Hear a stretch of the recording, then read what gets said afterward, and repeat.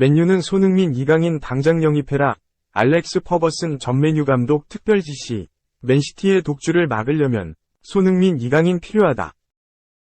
새로운 감독이 와도 손흥민의 입지는 굳건하다. 영국 언론이 엔지 포스테코글루 토트넘 감독이 지켜야 할 선수 13인에 손흥민을 포함시켰다.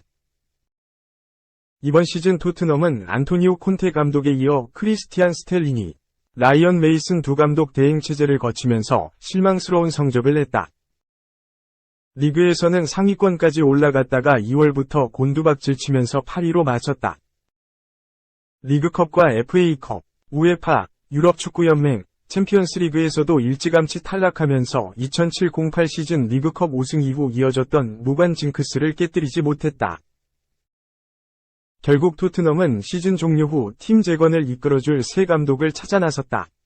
율리안 나겔스만 전 바이에른 뮌헨 감독, 루이스 엘리케 전 스페인 대표팀 감독 등 여러 명이 후보에 올랐고, 최종적으로 셀틱의 도메스틱 트래블을 이끈 포스테코글루를 감독으로 선임했다. 새 감독과 새롭게 시작해야 하는 토트넘이다. 올 여름 이적 시장에서 많은 선수가 방출되고 영입될 것으로 예상된다. 주포 해리 케인은 맨체스터 유나이티드, 레알 마드리드 이적설이 나오고 있으며 루카스 모우라와는 이미 결별하기로 했다. 10년 넘게 골문을 지킨 위고 요리스도 팀을 떠나고 싶다는 뜻을 밝힌 상태다. 이런 상황에서 다음 시즌 토트넘에서 굳건히 활약할 선수 13명이 공개됐다. 손흥민 또한 변함없이 이 명단에 포함되며 토트넘의 중요한 선수라는 것이 다시 한번 입증됐다. 영국 풋볼 런던은 7일, 한국 시간, 포스테코글루는 앞으로 4년간 토트넘을 이끌게 된다. 새 시즌을 앞두고 포스테코글루의 여름 이적 사업에 많은 관심이 쏠리고 있다. 토트넘 선수들의 미래는 어떤가? 누가 남고 누가 떠날 것인가? 라고 13인을 소개하면서 어터처블로 표현했다. 매체는 손흥민에 대해 그리 좋은 시즌을 보내진 못했지만 폼은 일시적이고 클래스는 영원하다고 평가했다. 실제로 손흥민은 지난 시즌 아시아 최초 프리미어리그 득점왕에 오르는 쾌거를 달성했으나 이번 시즌 다소 부진한 경기력을 보여줬다. 리그 10골로 두 자릿수 득점을 기록하는 데 성공하긴 했지만 출전했던 36경기 중 무득점 경기가 28경기였을 정도로 기복 있는 모습을 보였다. 시즌 중후반 5경기에서 4골을 넣으며 부활하는 듯 했으나 마지막 리그 4경기에서 다시 침묵하며 아쉽게 시즌을 마무리했다. 그럼에도 영국 현지 평가는 변함없었다. 최근 사우디아라비아 리그 이적 가능성이 제기되고 있지만 손흥민의 부진을 일시적인 문제로 평가하면서 다음 시즌부터 본래 실력을 보여줄 것으로 기대했다. 2. 리 킹인. 팀 발전시키는 능력 탁월. 큰 칭찬받은 이강인. ATM 뉴캐슬 토트넘 빌라 관심 증폭. 이강인은 7일 오후 인천국제공항을 통해 한국 땅을 밟았다. 분홍색 모자와 하늘색 티셔츠를 입고 나타난 그는 팬들에게 손인사를 건네며 입국장을 빠져나갔다. 그의 두 손은 팬들이 선물한 편지와 꽃다발로 가득했다. 사랑해요. 라는 외침을 시작으로 공항을 찾은 팬들은 이강인을 향해 소리쳤다. 여성 팬뿐만 아니라 남성 팬들도 가득했다. 이강인은 팬들과 눈 맞추며 간단하게 인사한 뒤 경호를 받으며 준비된 차량에 탑승했다. 그는 곧바로 자리를 떠나지 않고 잠시 창을 내려 팬들에게 마지막 인사를 건넨 뒤 이동했다. 골든보이 이강인은 최고의 시즌을 보내며 날개를 활짝 펼쳤다. 마요르카 에이스로 자리매김한 그는 2022에서 2023 시즌 라리가 6골 -6도움을 기록하면서 한국 선수 최초로 라리가 두 자릿수 공격 포인트를 달성했다. 주전 경쟁에 애를 먹었던 지난 시즌과 달리 리그 출전 횟수도 36번, 선발 33회, 이나 됐다. 특히 이강인은 지난달 2일 프리메라리가 2022에서 2023 시즌 올해의 팀 후보에 이름을 올렸다. 비록 수상에는 실패했지만 한국 선수가 올해의 팀 후보에 오른 것은 이강인이 처음이다. 또 지난 4월 28일에는 라리가 30라운드 베스트 골에도 선정됐다. 이강인은 무려 65%의 득표율로 라파미르, 알렉스, 센테에스, 페란 토레스를 따돌렸다. 이강인은 헤타페전에서 후반 추가 시간 70m를 질주한 뒤 날카로운 슈팅으로 득점에 성공했다. 손흥민이 폭발적인 드리블을 선보이며 기록한 70m 골이 연상됐다. 그 결과 이강인은 4월 이달의 선수 후보에도 이름을 올렸다. 한국 선수가 이달의 선수 후보에 오른 것 역시 이강인이 처음이다. 이강인은 특유의 기술이 올 시즌 한층 더욱 물이 올랐다. 기록이 말해준다.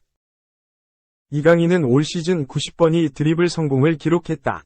유럽 5대 리그 중 드리블 성공 횟수 4위다. 라리가로 한정하면 비니시우스 주니오르에 이어 2위다.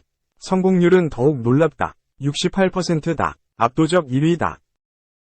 또 이강인은 이밖에 키패스, 기회 창출 횟수 등에서도 리그 정상급 모습을 보여줬다. 이강인의 활약을 앞세운 마요르카도 최고의 성적을 기록했다. 라리가 9위였다. 올 시즌 개막하기 전 마요르카는 강등 후보였다. 그런데 10위 안에 진입하며 기대 이상의 성과를 만들었다. 이강인 베다트 무리키 조합이 리그 37골 중 21골을 책임진 덕분이다. 아피시온 데포르티바는 이강인에게 시즌 평점 10점 만점을 줬다. 그만큼 완벽했다는 이야기다. 아파시온 데포르티바는 이강인은 매 경기 능력을 보여주면서 눈부신 시즌을 보냈다. 그는 마요르카 성공의 핵심이었다. 그의 경기 영향력과 팀플레이를 발전시키는 능력은 탁월했다. 라며 그는 자신이 왜 축구계에서 손꼽히는 재능 중 한 명인지 똑똑히 증명했다. 라고 극찬했다. 킹이라는 새로운 별명도 얻었다. 마요르카는 그의 활약에 감탄하며 리킹인이라는 칭호를 붙여줬다. 라리가 역시 이강인의 눈부신 성장을 못 본 채 하지 않았다. 그는 라리가 올해의 팀 오브 더 시즌 후보에도 이름을 올렸고 이달의 선수 후보에도 2차례나 선정됐다. 이강인은 마르카 판타지 게임 포인트를 바탕으로 선정한 올해의 팀에 포함되며 비니시우스 주니오르, 레알 마드리드, 로베르트 레반도프스키, 바르셀로나, 앙투안 그리즈만, 아틀레티코 마드리드 등 월드클래스 선수들과 어깨를 나란히 했다. 이제 이강인은 새로운 도전을 준비하고 있다. 기량을 꽃피운 그는 더 큰 물에서 놀기 위해 올여름 마요르카를 떠날 가능성이 매우 크다. 그는 1700만 유로, 237억 원에서 2000만 유로, 279억 원 수준으로 알려진 바이아웃 조항까지 갖고 있기에 마요르카가 그를 붙잡기는 사실상 불가능하다. 이강인에 대해 아틀레티코 마드리드를 시작으로 토트넘, 맨체스터 유나이티드, 뉴캐슬 유나이티드, 아스톤 빌라, 나폴리, 레알 베티스 등 쟁쟁한 팀들이 그를 눈여겨보고 있는 것으로 알려졌다. 스페인 현지에서도 그의 이적은 시간 문제라 보고 있을 정도. 가장 유력한 행선지는 아틀레티코다. 지난 겨울에도 이강인 영입을 시도했던 아틀레티코는 다시 한번 그를 품기 위해 도전하고 있다. 아틀레티코는 1000만 유로, 140억 원 이상은 쓰기를 꺼렸지만 경쟁자가 늘어나자 추가 이적료는 물론이고 최고 유망주 로드리고 리켈메 임대 카드까지 제시했다. 심지어 디에고 시메오네 감독의 아들 줄리아노 시메오네도 기꺼이 협상 테이블에 올려둔 것으로 알려졌다. 마요르카 역시 더 이상 이강인을 잡아둘 수 없다는 사실을 알고 있다. 스페인 OK 디아리오는 현재 아틀레티코와 마요르카 양측은 긍정적으로 협상을 논의하고 있다고 전했다. 이제 이강인은 마요르카의 왕관 문양 대신 태극마크를 가슴에 달고 뛸 예정이다. 그는 위르겐 클린스만 축구대표팀 감독이 발표한 6월 A매치 소집 명단에 이름을 올렸다. 이강인은 지난 3월 A매치에서 제대로 눈도장을 찍었기에 이번에도 중용받을 가능성이 크다. 당시 그는 콜롬비아전에서 교체 출전해 30분간 경기장을 누볐고 우루과이전에선 풀타임 활약을 펼치며 박수받았다. 한국은 오는 16일 부산에서 페루와 맞붙은 뒤 20일 대전으로 자리를 옮겨 엘살바도르와 친선 경기를 치른다. 4. 손흥민과 케인을 대신한다고? 영매체 선정 최악의 영입 티오피포 됐다. 히샬리송은 와포드와 에버턴에서 뛰며 잉글리시 프리미어리그 EPL에서 경험을 쌓았다. 와포드와 에버턴 시절 모두 팀의 에이스로 활약한 덕에 지난해 여름 토트넘 호스퍼에 입성할 수 있었다. 토트넘은 히샬리송을 영입하기 위해 무려 6천만 파운드, 약 975억 라는 거액의 이적료를 지불했다.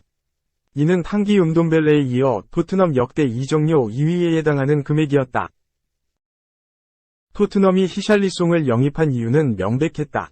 해리 케인과 손흥민에게 몰린 공격 부담을 분산시키겠다는 생각이었다. 지난해 겨울 데얀 쿨루셉스키가 팀에 합류하며 케인과 손흥민의 조력자 역할을 확실하게 해준 덕에 두 선수들의 부담이 줄어들기는 했으나 토트넘은 케인과 손흥민이 출전하지 못하거나 부진할 때에도 팀의 공격과 득점을 책임져 줄 수 있는 선수가 필요했다.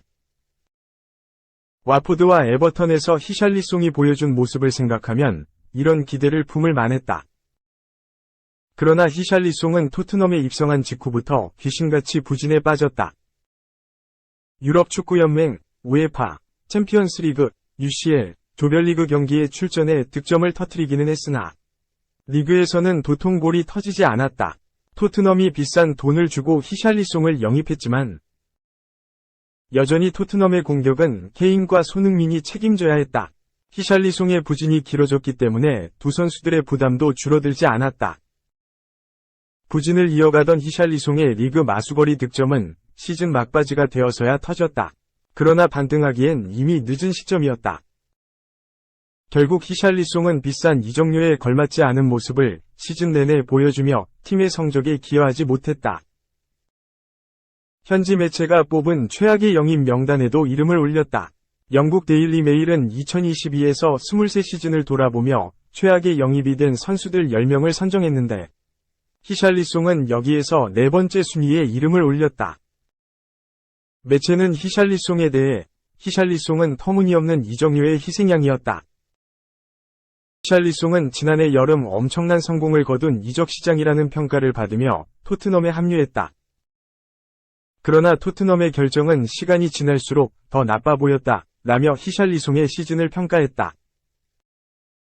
한편 히샬리송과 함께 해당 명단에 선정된 선수로는 미하일로 무드리크, 마크 쿠쿠렐라, 이상 첼시, 칼빈 필립스, 맨체스터 시티, 닐 무페이, 에버턴, 파비오 비에이라, 아스널 등이 있다.